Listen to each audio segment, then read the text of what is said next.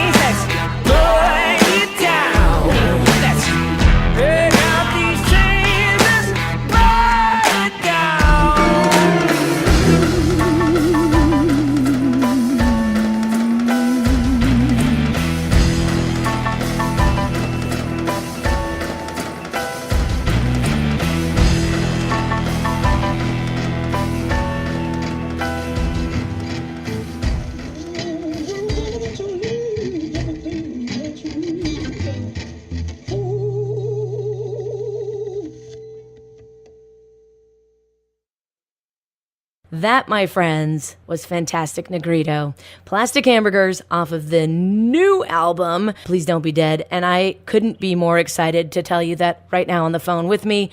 It's fantastic Negrito. How you doing? Thank you for joining me on the phone today. Thank you so much for having me. So you're hanging out somewhere in the Midwest right now? Yes, I'm in St. Louis, and I'm playing at the Old Rock House tonight in St. Louis. I was here last year with Sturgill Simpson. We did the Fox, so yes, it's good to be invited back and do a small venue. I like that. I like small clubs. Well, let's talk about Plastic Hamburgers. Tell me how the song evolved. Where did you come up with Plastic Hamburgers, and what is it saying about who we are today? Well, I think with Plastic Hamburgers, when I was writing the album, Please Don't Be Dead, I thought, what is the thing that really unites people, and what do we get around the proverbial fire pit and talk to each other? And I thought riffs. I thought the oldest thing in the world is riffs and chants, and I really believe that is the power of blues and black roots music. Which came from Africa originally, but this whole idea of a repetitive riff, a repetitive rhythm. So I was big on that because I thought that's the one thing that across the board has united all people across the world. Everywhere I go, and whatever country I'm in, Scandinavia, Japan, Australia, the States, there's this music that came, from the South that people are playing, whether they know it or not. Yeah. And I thought this is what I really wanted to write the album around, that theme of this unity of getting around that fire, pre-human, before we could even communicate verbally. We were communicating through sounds and noises. So that's where it really all came from. And then I think who better to be on the front line these days than artists? Yeah. Because politicians are completely bought and sold and self-serving and, working for very powerful corporations. So I think it's pretty cool that artists get out there and we can talk to the people. You say something about that on your website, or actually maybe it was an interview in Rolling Stone that I had read some time ago, where you said something about how artists have a responsibility and we have an opportunity to actually say what needs to be said to a much larger audience. And I think that's interesting because you often hear lately people that don't agree with what different artists are saying, why do you think you have the right to tell us what you think? You're just a musician. So what's your response to that? Well, you're just a musician, but aren't you a citizen and do you have free speech? Yeah. Just like them. I mean, being a musician is a job. You wouldn't tell a plumber to shut up. I don't know.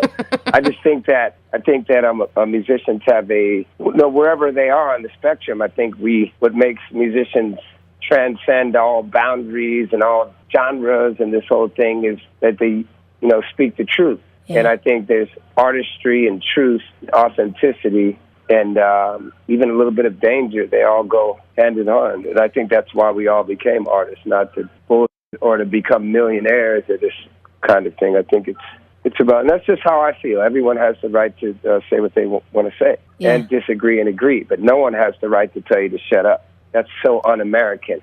I don't care what you believe on where you are on the spectrum. You have no right to tell anyone to shut up. And why would you want a musician who's independent and not bought and paid for by these, huge corporations to shut up? But you'd want some rich politician who doesn't have your interests at heart on any side, on both sides. Yeah. That people get elected there do the bidding of the people that got them there. That's a very powerful, wealthy corporation. Did it make sense? I'm not even angry about it. I guess that's the way it is. But I'm not shutting up, and no artist and no citizen, no private citizen should ever be told to be silent. That's ridiculous. Well, that's Stalinesque. That's totalitarianism. That's against what our Bill of Rights and free speech. Completely against it. Well, and I think this is so interesting because as I'm talking with you, Fantastic Negrito, I also know some of your back history. I mean, you've had a lot of ups and downs in your life, including some really momentous times that it seems like maybe brought you to a place of a different understanding. And one of those was a pretty intense car accident. Yeah, it was a car accident many years ago. It's about 19 years ago. In a pretty bad car accident that left me in a coma 3 weeks and permanently damaged my playing hand and left me pretty beat up and broken. But it was probably the best thing that ever happened to me. It let me reset. It let me refresh, which I think is very important for human beings, that even in the course of a day that we can take a deep breath sometimes and just reset and refresh. Well, I had about a year to do it because of my accident. It just gave another opportunity for growth. But it's some kind people of been the theme of my life, which is I don't know if you can curse on here, can you? Well, I can bleep it out. Which is take that bullshit and turn it into good. That's kind of the theme of my album. Please Don't Be Dead, and it's really the theme of my life. Well, and you've had such a varied background. You've lived some pretty intense days, and to be able to go through that and then to come back and say, look, we as musicians and as Americans, have an opportunity to say what we need to say and to look at it from a very sort of global perspective, too. It's very clear that you think of the world as sort of tied together by music. Did you think the same way even back in high school or right out of high school when things were a little more tense for you? Or is this a growth you've gone through from all of these moments in your life? Well, I mean, I think that you never are the same from when you are in high school. Good point. Hopefully, thank God. I think fundamentally at the core, I think I was always even when I didn't play music, I think I always thought outside of the box. I was always the kind of person that didn't fit into the, this kind of repressed fantasy that society has for you to fit in the box and how you should be and how you should look and how your hair should be and how big your nose should be. And, I never fit into that. Thank God I didn't.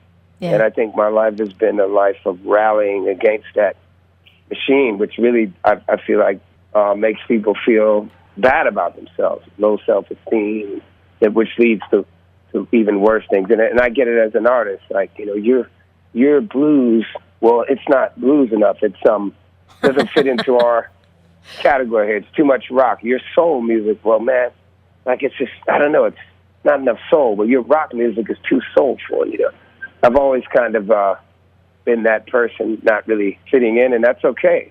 I love it. Well, it seems to me Negrito, I call it Negrito Nation. Negrito Nation. I like it. Outcasts and misfits. Well, it seems like that need, because you hear it in the blues community a lot. Like, oh, well, we're just so glad you played a blues song, but it's like it's the most hokey one you played, and then everything else you played was, quote, too rocky for them or it's too alternative. And you think, I think it comes from a place of fear. They're just afraid to be out of the box that they feel very comfortable in. And so maybe it's those people like you that say, look, it's okay to step out. Come with me. Come with me. You'll be okay. The water's fine. Not only do I feel like it's okay, I want to destroy that very box because I don't think Robert Johnson would want me to be playing like Robert Johnson. I never got that. Like, it just doesn't make, it has to evolve. And Muddy Waters said it best, man. He said, man, blues is a feeling. Yeah. That's what it is. And, hey, one of the greatest blues albums of the 90s for me is Nirvana's album, Nevermind. I'm like, wow, there it is. There's a human being feeling it, man, like whatever it is. And I respect the hierarchy, the people that have done it. When Taj Mahal calls me and says, man, this is, you understand what this is. That's what I need. Yeah. That's what I need. The other stuff I don't care about. Can people get it or they don't? And it's not supposed to be the same old. Well, you're gonna love this. The point? You're playing at the point of being an artist. Well, it is, and you're playing at the North Liberty Blues Fest, and I got to tell you this: someone that's playing right before you was the International Blues Challenge winner for the solo duo category, and his name is Kevin Burt. Kevin Burt is from Iowa. I've watched him since I was in college at the University of Iowa on the Ped Mall in Iowa City, and he won this year. And the song he ended with was a Beatles song, the Eleanor Rigby, All the Lonely People, right? And he said, blues, he said the same thing you said, which is, blues, it's not only playing it this way. It's not a structure. It's a feeling. And he said, this is what the Beatles would have sounded like if they grew up poor and black in Waterloo, Iowa. and then he did it his own way, and he was exactly right. And I feel like that's kind of what people out there, they're still trying to learn, that the box isn't where you want to stay. And you are helping to make that happen every single day, and I'm just thrilled you're coming to Iowa. Yeah, it's been a long, I can't even remember the last time. I do remember. I was opening for Chris Cornell. No way. I had a very personal relationship with him, and we played Sioux City, Iowa. Yep, I remember that. That's what last time I was in Iowa. Yeah, when I was, Chris Cornell was one of my biggest supporters, in 2016. I did 2 tours with him, and then I opened up Temple of the Dog tour. So yeah, so I mean, him and Sturgill Simpson. I've gone out with everybody, man. People get it. The people get it. Yeah, people get it, and that's what it's all about. When I first started this fantastic Negrito journey about 3-4 years ago, I was like, I'm just going to play on the streets. I don't want to talk to record labels and people in the ivory tower, and let the people decide. I never said I was any kind of musician. I let people say it. They wanted to say say it. They say, what do you play? I said, man, Black Roots music for everyone, because that's what this music is. Yeah. We know where it came from, and today it's through, people hate trap beats and all that stuff, but hey, that's another form of where this music came from. Yeah. If you listen to it rhythmically, that's what it all was. These people who created this blues music, they're descendants of Africans, and my interpretation is they're playing the guitar almost like it was the drums almost. When I listen to it's a percussion instrument. Robert Johnson, that's what I always hear. I'm like, wow, Robert Johnson's sitting there. R.L. Burnside, these guys are sitting there, and there's this rhythm in the guitar playing. So, and they were just soaking up the things that were around them, but playing something that was very deep and authentic within themselves. And everybody got a hold of it and did what they did with it. And it's a beautiful thing that music spreads like that, and it keeps evolving, and it should keep evolving. Amen. It should keep evolving. That's exactly right. Folks, you are going to love Fantastic Negrito if you get a chance to see him anywhere you're out, but he is going to be at the North Liberty Blues Fest in North Liberty, Iowa this Saturday.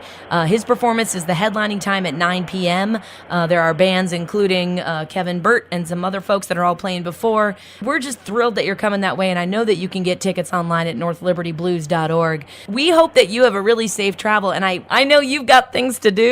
And so I do want to play another track from your album.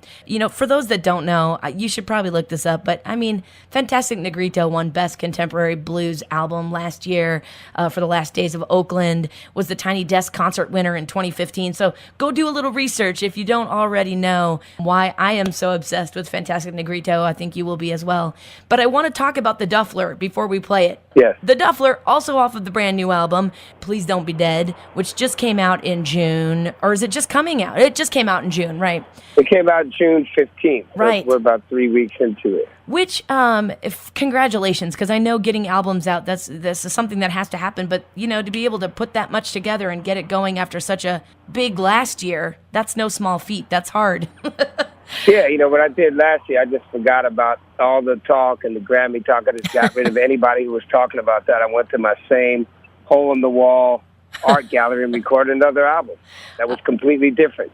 You're such a real person, and that comes through in your music, and it absolutely comes through in your performances. So tell me about the Duffler. For folks that don't, first of all, what is the Duffler? Well, one thing about us people who grew up in Oakland, the Bay Area, we have a very extensive vocabulary that we invented. None of us understand it. So that's the Duffler is just the person that you may know them, that they had everything and it's incredible and every blessing in the world, and they mess it up because they're always looking to find something better. But what they have is really right in front of them. That's what's beautiful. Right in front of you is the green trees and the beautiful grass and the amazing best friend and amazing partner in life, a spouse, a girlfriend, a boyfriend, but you're always out trying to hoe at the club somewhere. That's the Duffler. Everybody knows one. Everybody's probably got one in their life.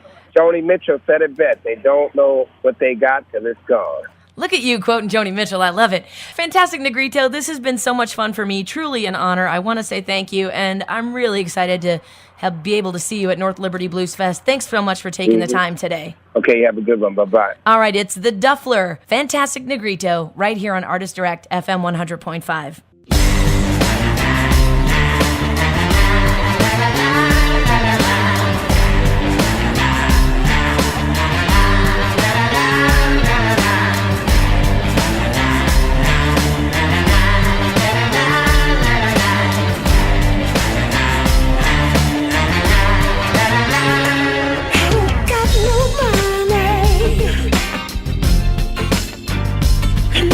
Got nobody.